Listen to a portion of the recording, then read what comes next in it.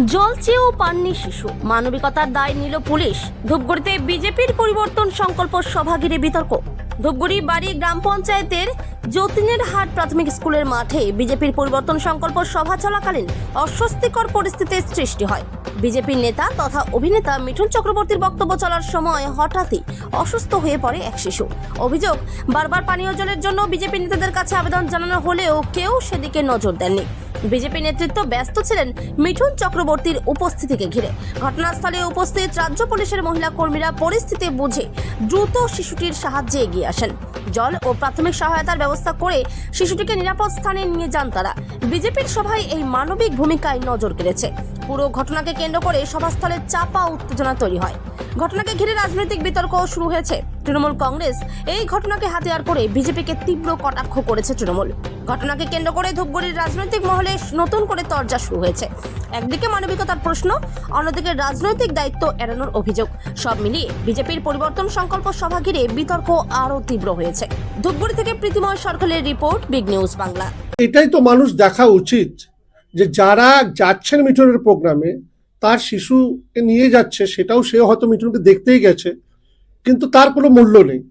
BJP নেতাদের একটাই মূল্য যে আমি কি করে আবার সেলিব্রিটির সাথে ফটো তুলে ফেসবুকে পোস্ট করব।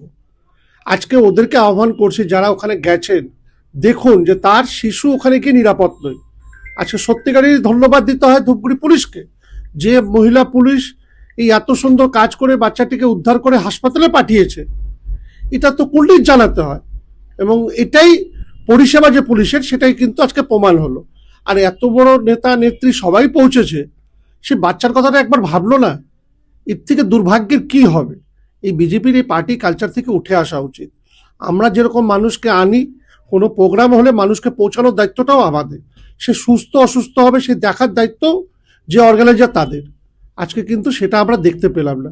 তাই তাদেরকে আহ্বান করব যে নিজের শিশুকে নিয়ে যাওয়ার পরে ভাববেন যে আমি কোথায় নিয়ে যাচ্ছি, আমার সেই শিশুটি নিরাপদ কি নয়।